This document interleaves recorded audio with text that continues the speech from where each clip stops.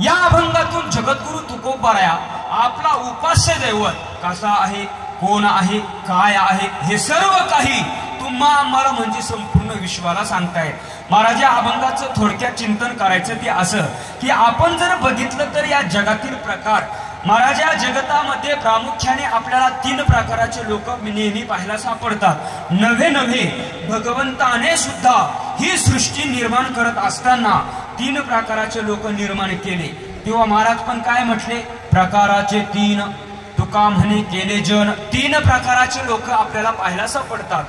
महाराज या जगतामध्ये एक वर्ग असा आहे की तो भगवंताची भक्तीच करत नाही, दुसरा वर्ग असा आहे की तो भगवंताची भक्ती करून मुक्त झाला, आणि तिसरा वर्ग असा आहे की तो भगवंताची भक्ती करतो पण त्याला प्राप्ती मात्र यत्किंचितही व्हायला तयार नाही। असे हे 3ही वर्ग चांगले नीट लक्षपूर्वक ऐका। कीर्तन संपल्यानंतर घरी गेल्यानंतर अंथरून टाकल्यानंतर अंथरुणावर पडल्या सहज आपणच आपल्या मनाला प्रश्न विचारा की या 3ही पैकी आपला नंबर नेमका कोणत्या बुवा आहे का नाही।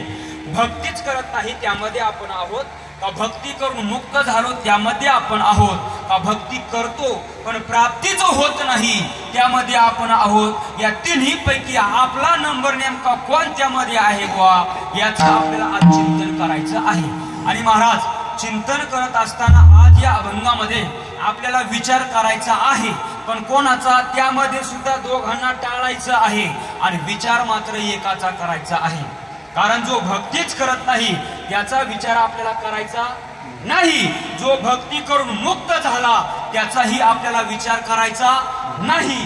मग आपल्याला विचार कोणाचा करायचा आहे, तांबडे महाराजाचा। 3 वर्ग सांगितले मी तुम्हाला, आपल्याला 2 वर्गाचा विचार करायचा नाही। आता तिसरा जो वर्ग आहे जो भक्ती करतो पण त्याला भगवंताची प्राप्ती मात्र यत्किंचितही व्हायला तयार नाही, विचार आपल्याला करायचा आहे त्याचा। मग कराल की नाही विचार। आता पहिल्या क्रमांकाचा वर्ग मी तुम्हाला सांगितलाय कोणता, जो भगवंताची भक्ती करतच नाही त्याचा आपल्याला विचार करायचा, आणि त्याचा विचार करण्यासाठी आपलं काहीच कारण नाही, कारण तो भक्तीच करत नाही तर त्याचा काय विचार करायचा। बरं तो भक्ती का करत नाही, कारण तो देवाला मानत नाही, आणि जो देवाला मानत नाही त्याला भक्ती करण्याचा प्रश्नच येत नाही ना।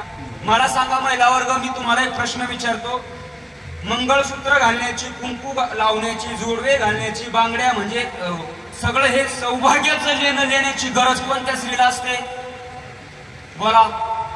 ज्या स्त्रीला पती मान्य आहे तिला, पण जिला पतीच मान्य नाही तिला मंगळसूत्र, जोडवे, बांगड्या हे सौभाग्याचं लेणं लेण्याची काही गरज आहे का, नाही। तसं ज्या नास्तिकाला देवच मान्य नाही त्याला भक्ती करण्याचा प्रश्नच येत नाही ना, कारण तो नास्तिक आहे।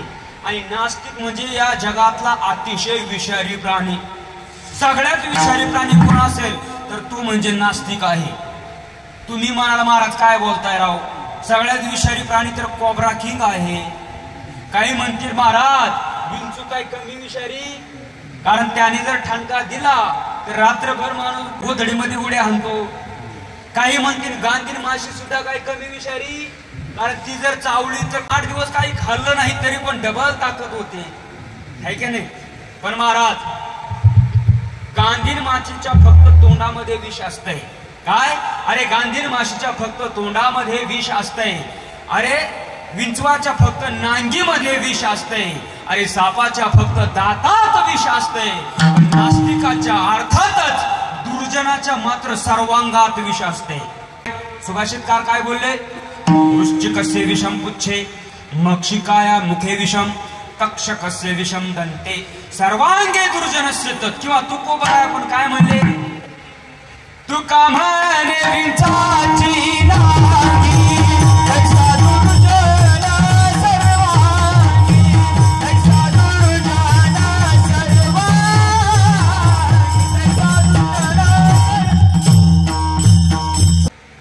तुका म्हणे विंचाची नांगी आणि तैसा दुर्जन सर्वांगी, म्हणजे हा नास्तिक सर्वांगाने काय आहे, विषारी आहे।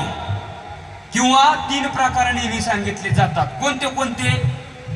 पहिला म्हणजे कापूर बुद्धीचा. कापूर बुद्धीचा म्हणजे कापुराला काडी लावल्यानंतर तो 2 तासाने पेट घेतो, बरोबर?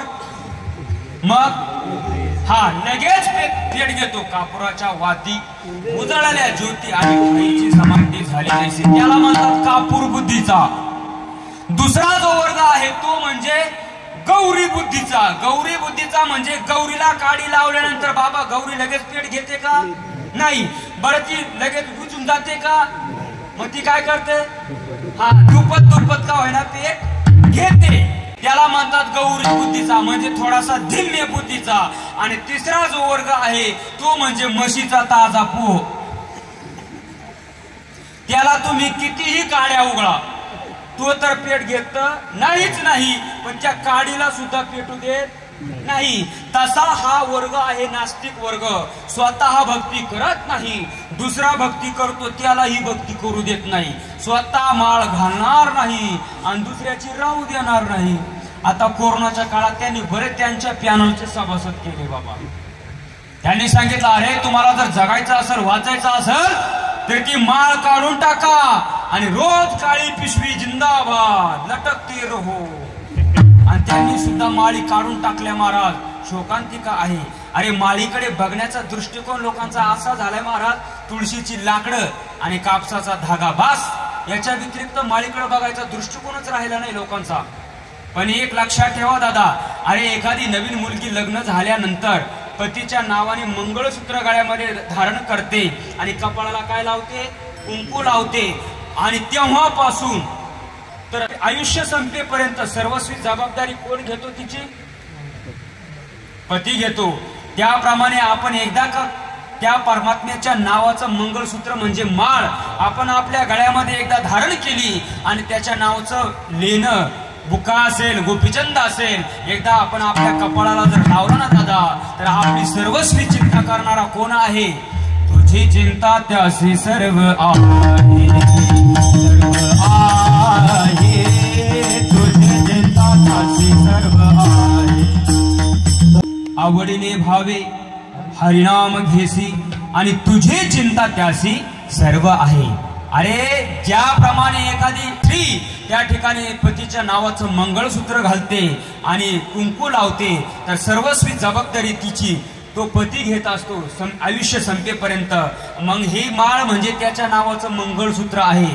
आणि महाराज आता शोकांतिका अशी आहे, लोकांना माळ घालायची लाज वाटते, पण सोन्याच्या चैनी घालण्यामध्ये मोठा पुरुषार्थ वाटतो. अवश्य घाला हो, अवश्य घातल्या पाहिजे. ज्याच्याकडे आहे त्यांनी घातल्या पाहिजे. आमच्याकडे नाही, आम्ही का भुकावं? घाला, पण त्याच्या बरोबर तुळशीची माळ सुद्धा गळ्यामध्ये धारण करा. का? तर त्याच्यासाठी सांगतो ऐका. अरे तुमच्या गळ्यामध्ये जर सोन्याची चैन असेल, अरे तुमच्या गळ्यामध्ये जर सोन्याची चैन जर असेल, तर तुमच्यावर 24 तास चोराची नजर असेल आणि एक ना एक दिवस त्या चोरापासून तुमचा घात झाल्याशिवाय राहणार नाही. पण जर तुमच्या गळ्यामध्ये पवित्र अशी तुळशीची माळ असेल ना दादा, तर तुमच्यावर चोराची नाही तर त्या जगाच्या मालकाची नजर असेल. आणि जर त्याची नजर तुमच्यावर असेल तर तुम्हाला चोरच काय तर काळाचा बाप सुद्धा हात लावू शकणार नाही. ही ताकद खऱ्या अर्थाने तुळशीच्या माळेची आहे महाराज. ही ताकद तुळशीच्या माळेची आहे.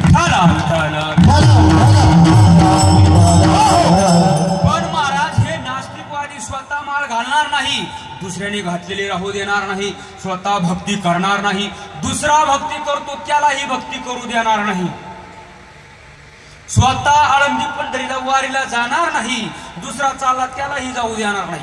ज्ञानोबारायांनी तर या नास्तिकांबद्दल बरेचसे उदाहरणं सांगितले. ज्ञानोबाराय सांगतायत की एखाद्या पर्वतावरून किंवा डोंगरावरून एखादा दगड निसटल्यानंतर तो आहे असा खाली येतो का बाबा?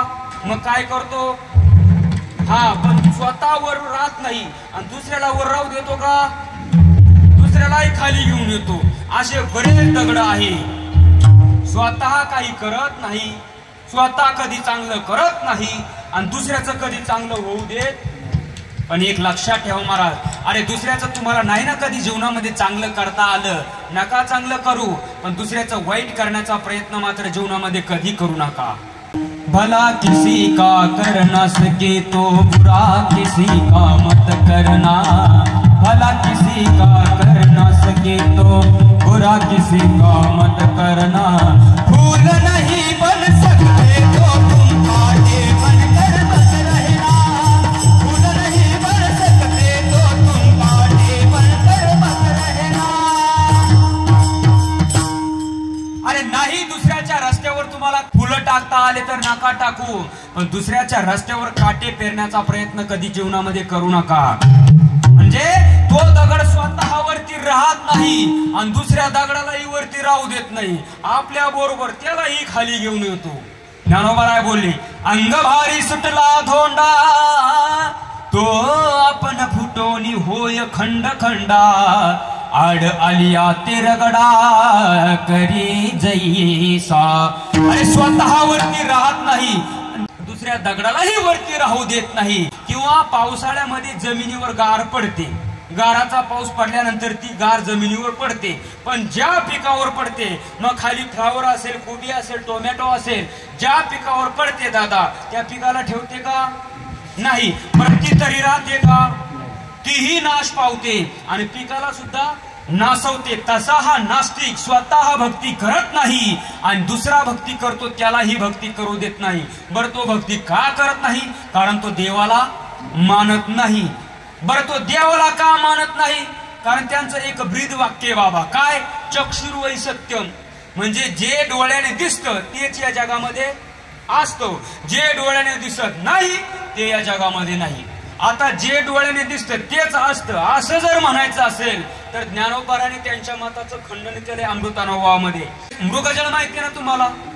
मृगजळ दोन शिंग असतात ना, त्याला दोन कान असतात ना, खुशाल हो म्हणताय तुम्ही। मृगजळ, अहो मृगजळ म्हणजे सूर्याच्या प्रखर किरणांमुळे जमिनीवर ज्या झळाया निर्माण होतात ना त्या पाण्यासारख्या दिसतात, त्याला मृगजळ म्हणतात। मग ते मृगजळ कसं दिसतं?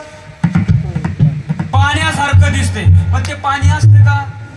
आणि जर ते पाणी असतं तर लोकांनी विहिरी खोदल्या नसत्या आणि बोर मारून बोर झाले, तिथूनच पाईपलाईन केली असती आणि सगळा एरिया सुजलाम सुफलाम केला असता। पण मृगजळ हे पाण्यासारखं दिसते, पण ते पाणी असतं का दादा? ज्ञानोबा काय बोलले? शेजारी शेजारी दोन डोंगर आहे, एका डोंगरावरती मृगजळ आहे आणि एका डोंगरावरती मृगजळ नाही। मग ज्या डोंगरावरती मृगजळ नाही तो डोंगर कोरडा। काय? ज्या डोंगरावरती मृगजळ नाही तो डोंगर कोरडा आणि ज्या डोंगरावरती मृगजळ आहे तो डोंगर कसा? कोरडा। बोला, तो पण कोरडा। अहो मृगजळ आहे ना ते काय पाणी नाहीये, तो फक्त पाण्याचा भास आहे। मग ज्ञानोबा बोलले, मृगजळ जेथन मडे तेथे असे पाकोरडे, मा उमडे जेथे जोडे ओलांशू काय। अरे तो डोंगर काय ओला आहे का? मग या ठिकाणी त्याच्या मताचं खंडन केलंय। त्याने काय सांगितलं? जे डोळ्याने दिसतं तेच या जगामध्ये असतं। आता त्याचा दुसरा प्रश्न आहे, जे डोळ्याने दिसत नाही ते या जगामध्ये नाही। आता जे डोळ्याने दिसत नाही ते या जगामध्ये नाही का? आता मी काही प्रश्न तुम्हाला विचारतो, मला त्याचं उत्तर द्या। मला सांगा, त्याला तेल आहे का? आहे, पण ते दिसतंय का? नाही, मग ते नाहीच का? आहे। बरं लाकडात अग्नी आहे का? पण तो दिसतो का? मग तो नाहीच का? ऊसात गुढी आहे का? पण ती दिसते का? मग ती नाहीच का? दुधात तूप नाही का? पण ती दिसते का? मग ते नाहीच का?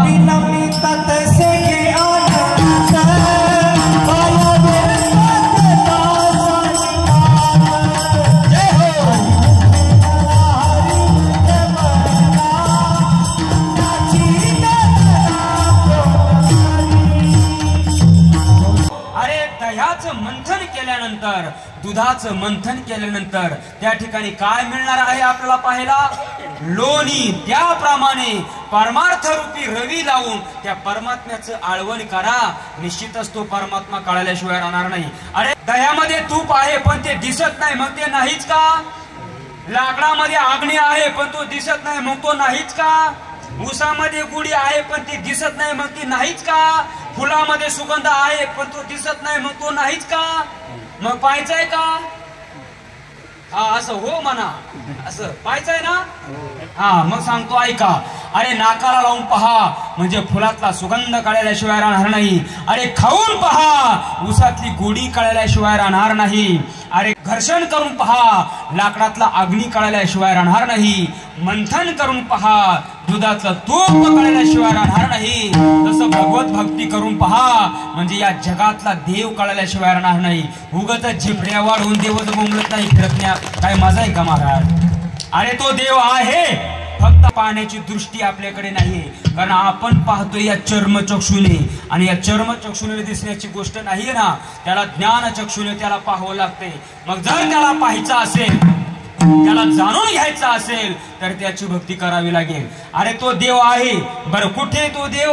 देव नटला नाना परी देव नटला नाना परी बरो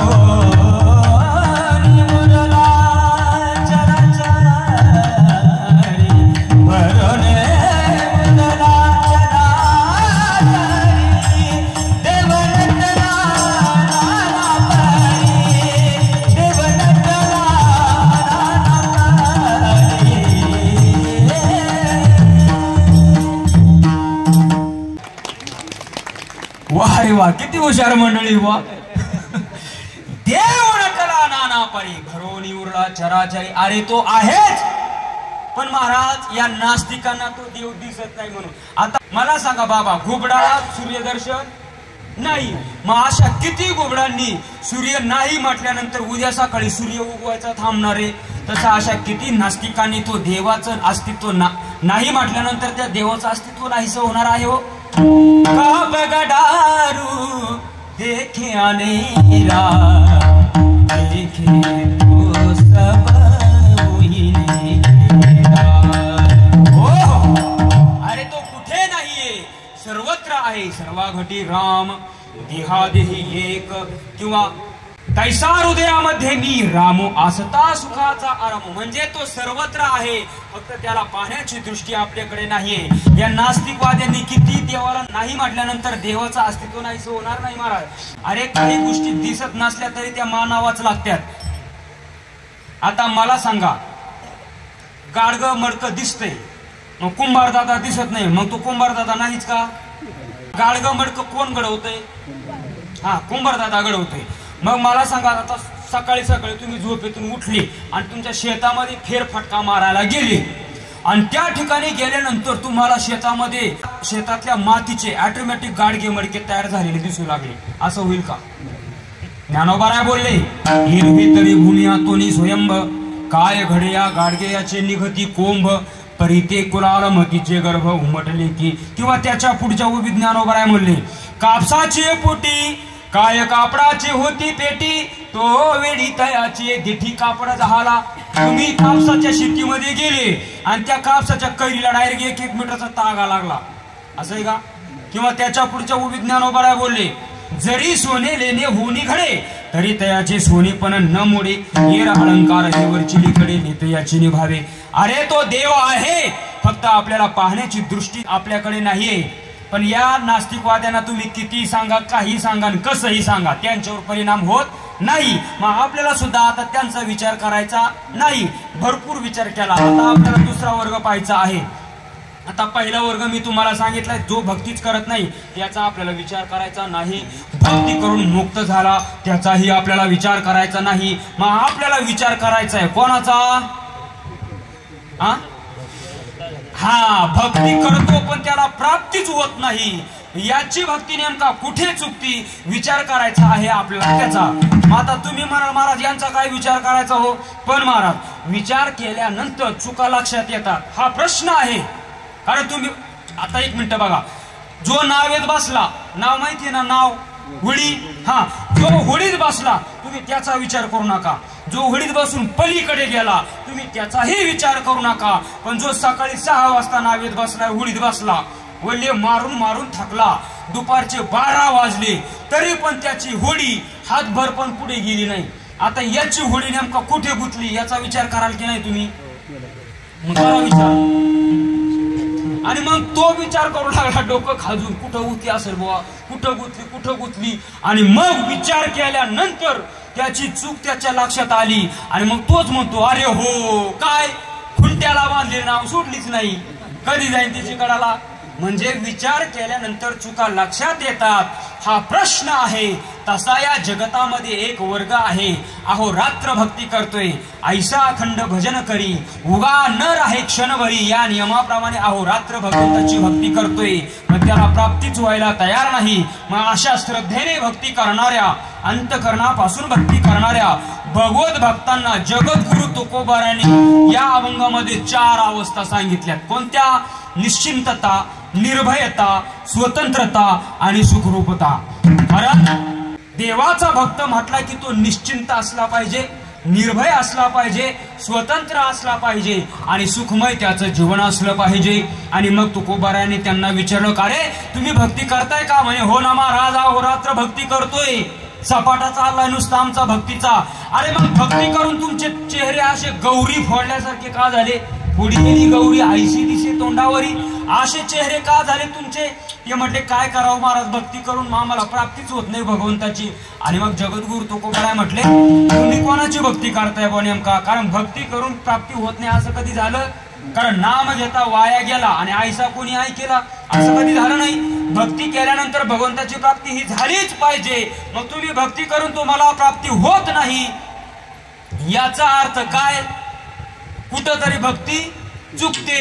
मग नेमकं तुम्ही भक्ती करताय कोणाची? आता त्यांनी त्यांच्या दैवताची यादी सांगितली. आता ती यादी सांगायला आपल्याकडे वेळ नाही. महाराज म्हटले, तुम्ही ज्यांची भक्ती करताय तो देवही अपूर्ण आणि त्यांची भक्ती करणारे तुम्ही भक्तही अपूर्ण. आता मला सांगा, देवही अपूर्ण आणि भक्तही अपूर्ण एकत्र आले तर कोण कोणाला पूर्ण करेल हो? आता एक मिनिट व्यवहार लक्षात घ्या. रोग्याचा रोग बरा करण्याकरता डॉक्टर निरोगी पाहिजे की नाही मावशी? हे तर खरं आहे का नाही? आता पण रोगी डॉक्टर आहे रोगी, कोण कोणाचा आजार घालवी? एकाला दृष्टीरोग झाला, सकाळी झोपेतून उठल्याबरोबर रात्रभर टीव्ही पाहिला आणि सकाळी झोपेतून उठल्याबरोबर त्याला एका माणसाचे 2-2 माणसं दिसायला लागली. म्हणजे एका वस्तीच्या 2-2 वस्तू दिसायला लागल्या. उठलं सकाळी झोपेतून, डोळे चुळीत बघितलं, एका बायकोच्या 2-2 बायका दिसायला लागल्या. तो म्हटला एकीनेच अडकं गेले की आता 2-2 बायका कशा सांभाळायच्या? घाबरलं, वैतागलं आणि जसं उठलं तसं सुटलं आणि डॉक्टरला जाऊन गाठलं. तिथं गेल्यानंतर डॉक्टरला म्हटलं, डॉक्टर साहेब लवकर बाहेर या, लवकर बाहेर या. डॉक्टर घाबरलं. डॉक्टर म्हणले, काय झालं बघ याला? जे होते ते पेशंट पळून गेले आणि डॉक्टर बाहेर आले. डॉक्टर म्हणले, काय झालं ओरडायला, तुला का ओरडतोय? त्याने सांगितलं, अहो डॉक्टर साहेब, सकाळी झोपेतून उठल्याबरोबर सगळं मला एकाचे 2 दिसायला लागले. डॉक्टर म्हणले, का रे तुला जर एकाचे 2 दिसतात तर मग तुम्ही चौघ कशाला आले? घ्या त्या डॉक्टरचा पत्ता लिहून. आता याला एकाचे 2 दिसतात म्हणून त्या डॉक्टरकडे गेलं. त्या डॉक्टरला एकाचे 4 दिसतात. ते डोळे बरे करी का? हाय ते घालवी ना. किंवा आता मला सांगा, आपल्या गावामध्ये एवढेच माणसं आहे का? एवढेच माणसं आहे का? मग एवढेच माणसं आहे 5G होतं का? ज्यांना कळालं त्यांना ठीक आहे, ज्यांना नाही कळालं त्यांनी काल्याचा महाप्रसाद घेऊन घरी जा. मग काय आता? एवढा मोठा भव्य दिव्य सप्ताह 28 वर्षापासून ही परंपरा आहे. सगळं गाव कीर्तनाला येते, पण आपल्या गावातले 2 जण येत नाही. कोण? आता जर नाव तेच निघले तर मग कीर्तन झाले भेटायचे ते मला. पण असे नाव सांगतो ते नाव कोणाचेच नसते. काय नाव सांगू आता? नाही हो, ते नाव असू शकतं.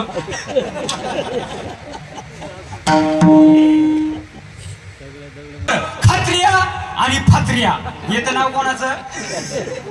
आता हे नाव आहे का कोणाचं? मग नाव द्या. आता मला काही टेन्शन नाही. सगळं गाव कीर्तनाला येते पण 2घच येत नाही. कोण? खात्रिया आणि फात्रिया. एवढंच म्हणा तुम्ही. आता सगळं गाव कीर्तनाला येते पण 2घच येत नाही. कोण? खात्रिया आणि फात्रिया. पण खात्रिया एक दिवस फात्रियाला म्हटला, अरे सगळं गाव कीर्तनाला जाते राव, आपण काय पाप केलं एवढं? तो म्हटला, आपला काय उपयोग तिथं जाऊन? म्हणे का बरं? अरे आपण कुंभकर्णाचे सख्य मावस भाऊ ना, का आपल्याला झोपायचं आवडत नाही ना? तो म्हटला मला एक आयडिया सुचली. काय आयडिया? आपण दोघांनी सोबत जायचं, कीर्तनकाराच्या पायाजवळ बसायचं, शेजारी शेजारी बसायचं. तुला झोप आली का? आता त्यांना रोग काय होता? झोपेचा. मग तुला झोप आली का मी उठवणार, आणि मला झोप आली का तू उठवायचं. असं कोणाचं ठरलं? हा, खात्र्या आणि फात्र्याचं. लक्षात ठेव, मोठ्याने बोलायचं, घाबरायचं नाही. आता आपली सुंदर अशी पंचपदी झाली, कीर्तनकार आले, रूपावळी झाली, अभंग घेतला, चाल झाली, कीर्तन सुरू झालं. दोघं शेजारी शेजारी बसले, कीर्तनकाराच्या पायाजवळ बसले. कीर्तनकार आले, प्रस्तावना झाली, कीर्तन सुरू झालं, कीर्तन रंगात आलं, आणि दोघंचे दोघं संगत झोपले. आता मला सांग, खात्र्याला उठवण्याकरता कोण जागा पाहिजे रे? फात्र्या. आणि फात्र्याला उठवायला कोण जागा पाहिजे? खात्र्या. पण आता खात्र्या झोपला, फात्र्या झोपला, कोण उठवणार? महाराज. म्हणजे मला काय सांगायचं आहे की ज्याचं जीवन अपूर्ण आहे, या अपूर्णाचं जीवन पूर्ण करण्याकरता तो भगवान स्वयं पूर्ण नको का? महाराज म्हटले तुम्ही ज्यांची भक्ती करताय ते देव कसे आहेत? शेंदरी हेंदरी दैवते कोणती पूजी भूते खेते, आपल्या पोटाची गडते मागतीशी अवतार. अरे त्यांची तुम्ही भक्ती करताय ते देव कसे आहेत? अपूर्ण आहे. मग त्यांची भक्ती करणारे तुम्ही अपूर्ण भक्त जर त्यांची भक्ती करायला गेले तर ते तुम्हाला पूर्ण करणार आहे का? ते म्हटले महाराज बास करा, तुम्ही आमच्या देवाला लय नाव ठेवलो, शेंद्र्या हेंद्र्या बराड्या आमका तमका, असू दे आमचा जसा आहे तसा, पण तुमचा कसा आहे ते सांगा. आणि मग जगद्गुरु तुकोबाराय बोलले, आम्ही ज्याची भक्ती करतो तो आमचा देव तुमच्या देवासारखा मुळीच नाही. तैसा नो हे नारायण. मग कैसा आहे? तर जगव्यापक जनार्दन.